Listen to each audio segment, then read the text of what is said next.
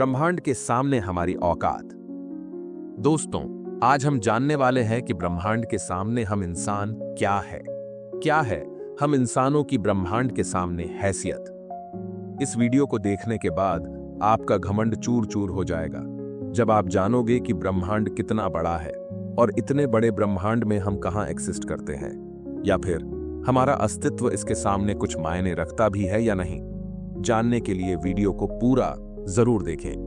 दोस्तों, आपको जानकर हैरानी होगी कि हमारी धरती पर रहने वाले लोगों की संख्या यानी पूरी धरती की पॉपुलेशन लगभग 8 अरब तक पहुंच चुकी है। लेकिन धरती पर मौजूद ये सभी 8 अरब लोग लॉस एंजलिस जितनी जगह में समा सकते हैं। लॉस एंजलिस लगभग 1300 किलोमीटर के एरिया में फैला हुआ है। अगर हम बात करें हमारी धरती की, तो पूरी धरती लॉस एंजलिस से काफी ज्यादा बड़ी है। हमारी धरती का व्यास यानी धरती की मोटाई लगभग 13,000 किलोमीटर है। वहीं पर चांद का व्यास 3,500 किलोमीटर है। चांद इतना बड़ा है कि इसके अंदर 1 लाख हिमालय जैसे पहाड़ समा सकते हैं। और हमारी धरती इतनी बड़ी है कि धरती के अंदर चांद जैसे लगभग 50 उपग्रह समा सकते हैं। तो आप समझ गए होंगे कि धरती कितनी बड़ी है। तो दोस्तों, जरा एक बार सोच कर देखिए, धरती के सामने हम कहां टिकते हैं। चांद धरती से 3,84,000 किलोमीटर की दूरी पर मौजूद है। इस दूरी के अंदर सोलर सिस्टम के सभी 8 ग्रह समा सकते हैं। अगर हम अपने सूरज की बात करें तो हमारा सूर्य धरती से 15 करोड़ किलोमीटर की दूरी पर मौजूद है। हमारे सूरज का व्यास लगभग 14 लाख किलोमीटर है। धरती के मुकाबले में सूरज इतना बड़ा है कि इसमें 13 लाख धरती समा सकती है। यानी सूरज की विशालता की कल्पना हम आंख बंद करके भी नहीं कर सकते। तो आप सोच लीजिए, हम इंसान सूरज की विशालता के सामने क्या औकात रखते हैं। न सिर्फ इंसान, बल्कि सूरज की विशालता के सामने धरती और चांद की भी कोई हैसियत नहीं दिखाई देती। हमारे सौरमंडल के सबसे विशाल ग्रह जुपिटर के अंदर हमारी धरती जैसी 1300 धरतियां समा सकती हैं और जुपिटर जैसे 1000 ग्रह सूरज के अंदर समा सकते हैं। तो दोस्तों, सूरज न सिर्फ धरती बल्कि जुपिटर की औकात से भी कई गुना बड़ा है। लेकिन औकात की बात करें तो ये तो बस एक शुरुआत है। अगर हम बात करें पूरे सौरमंडल की, तो हमारे सौरमंडल का व्यास 287 अरब किलोमीटर है। इतने बड़े सौरमंडल में हमारे 8 ग्रहों के साथ 5 बौने ग्रह, लाखों एस्टेरॉयड और करोड़ों मीटियोरॉइड्स मौजूद हैं। सूरज से लेकर नेपच्यून तक की दूरी करीब 4.5 अरब किलोमीटर है।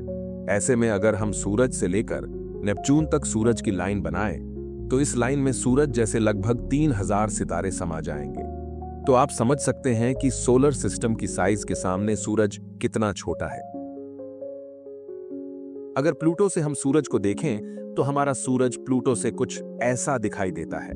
हमारा सौरमंडल प्लूटो के बाद भी कई गुना आगे तक फैला हुआ है।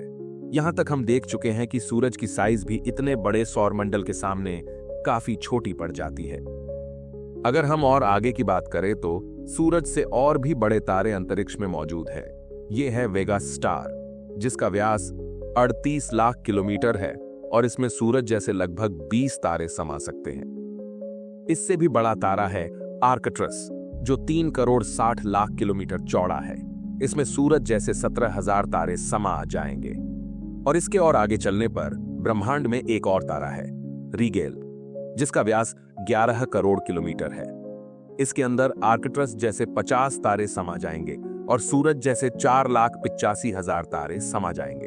अब हम देख पा रहे हैं कि सूरज भी यहां आकर कितना छोटा पड़ रहा है। चलिए और आगे चलते हैं। ये है बीटलजूस, जिसका व्यास 1 अरब 23 करोड़ किलोमीटर है। इसमें रीगेल जैसे लगभग 1400 तारे समा सकते हैं और सूरज जैसे लगभग 67 करोड़ तारे समा सकते हैं।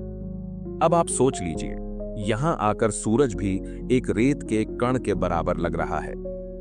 इसके आगे हम मिलते हैं वीवाई कैनिस मेजोरिस से, जिसका व्यास 2 अरब किलोमीटर है और इससे भी बड़ा तारा है यूवाई स्कूटी, जिसका व्यास लगभग 2 अरब 40 लाख किलोमीटर है। और अब तक का झांक सबसे बड़ा तारा है स्टीफनसन 218, जिसका फैलाव 3 अरब किलोमीटर के बराबर है। यानी इस तारे के अंदर सूरज जैसे 9 अरब 83 लाख तारे समा सकते हैं। ब्रह्मांड में अब तक इससे बड़ा कोई सितारा नहीं मिला है और इस तारे के सामने सूरज का अस्तित्व न के बराबर है। ऐसे में हम इंसान और हमारी धरती तो इसके सामने कुछ भी नहीं है। जरा सोचकर देखिए, इस तारे के अंदर धरती का अस्तित्व मायने भी रखता है या नहीं। अब अगर हम बात करें ब्रह्मांड में इससे भी बड़ी संरचनाओं की, तो हम पहुंच जाते हैं कैट्स आई नेबुला के पास। यह आकार में 0.4 प्रकाश वर्ष बड़ी है, यानी प्रकाश को भी इसे पार करने में 4 महीने 26 दिन लगेंगे। यह ब्रह्मांड के सबसे विशाल तारे के मुकाबले कितना बड़ा है। इस नेबुला के अंदर स्टीफनसन जैसे लगभग 3000 तारे समा जाएंगे, और इससे भी बड़ा हेलिक्स नेबुला है जिसका व्यास 5 प्रकाश वर्ष है, यानी प्रकाश को इसे पार करने में 5 साल लगेंगे। और इसमें स्टीफनसन जैसे 15,000 तारे रखे जा सकते हैं। इससे भी आगे है ओरियन नेबुला, जो 24 प्रकाश वर्ष चौड़ा है, और इससे आगे हमें मिलता है ओमेगा सेंटोरी कंस्टेलेशन, जिसका व्यास 150 प्रकाश वर्ष है। और अब तक जिन विशालकाय संरचनाओं को हमने देखा है, उन सबको अपने अंदर समाने वाली, इन सबसे करोड़ों गुना विशाल ये है हमारी आकाशगंगा मिल्की वे, यानी मंदाकिनी आकाशगंगा, जो कि 1 लाख प्रकाश वर्ष के व्यास में फैली हुई है। यानी यह इतनी बड़ी है कि इसे पार करने में प्रकाश को भी 1 लाख साल लग जाएंगे। और आपको बता दें कि प्रकाश की गति 3 लाख किलोमीटर पर सेकंड है। हमारी इस आकाश गंगा में इस तरह के बड़े बड़े 400 अरब तारे मौजूद है, और इतने ही ग्रह इसके अंदर मौजूद है। तो यहाँ आकर आप कल्पना भी नहीं कर सकते कि यह कितनी बड़ी है। इसके अंदर हमारी धरती खत्म भी हो जाए तो इतनी विशाल आकाश गंगा को कोई फर्क नहीं पड़ने वाला है। हमारा सूरज भी खत्म हो जाए तो भी इसे कोई फर्क नहीं पड़ने वाला। ब्रह्मांड का सबसे बड़ा तारा भी खत्म हो जाए तब भी इस पर कोई फर्क नहीं पड़ेगा। लेकिन ब्रह्मांड यहां भी खत्म नहीं होता है। इससे भी आगे चलने पर अगर हम हमारी पड़ोसी आकाशगंगा एंड्रोमेडा की बात करें, तो यह हमारी गैलेक्सी से 2 गुना बड़ी है। इस गैलेक्सी के अंदर 10 खरब तारे मौजूद हैं। अब तक जाने गए सबसे विशाल तारे स्टीफनसन से इस गैलेक्सी को भर दिया जाए तो इसमें 40,000 खरब स्टीफनसन 218 जैसे तारे आ सकते हैं।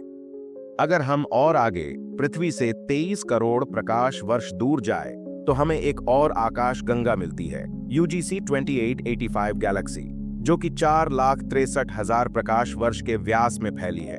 यह हमारी गैलेक्सी से 4 गुना बड़ी है और इसमें 50 खरब तारे मौजूद हो सकते हैं। पृथ्वी से 100 करोड़ प्रकाश वर्ष दूर इससे भी और भयानक और बड़ी गैलेक्सी है, IC 1101 गैलेक्सी, जो कि 40 लाख प्रकाश वर्ष के व्यास में फैली हुई है और इसमें 1000 खरब तारे रहते हैं। इसके अंदर 30,000 से भी ज्यादा मिल्की वे गैलेक्सी जैसे आकाश गंगाएं समा सकती हैं। और अगर हम इससे आगे चलकर और देखें तो इससे भी ज्यादा बड़ी गैलेक्सी ब्रह्मांड में मौजूद है, जिसके सामने मिल्की वे आकाश गंगा भी कुछ नहीं है।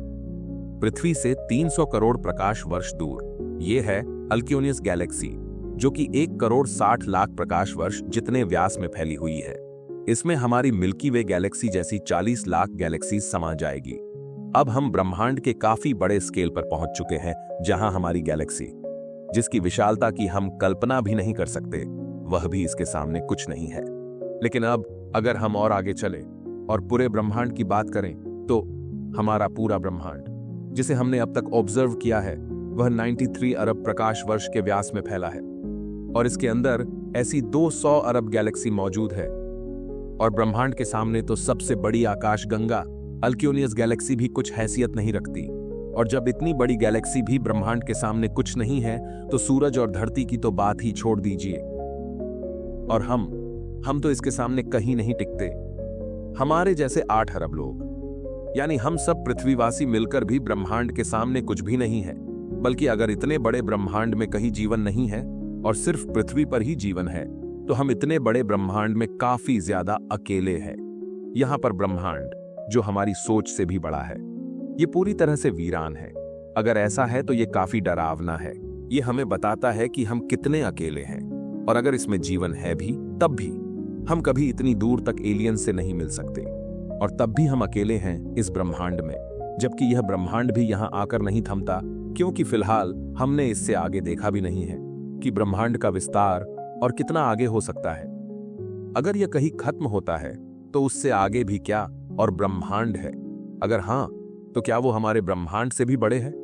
दोस्तों, इस तरह सोचने का कोई अंत नहीं, लेकिन एक बात तय है, अब तक ब्रह्मांड की जानी गई साइज के सामने हम कुछ भी नहीं है।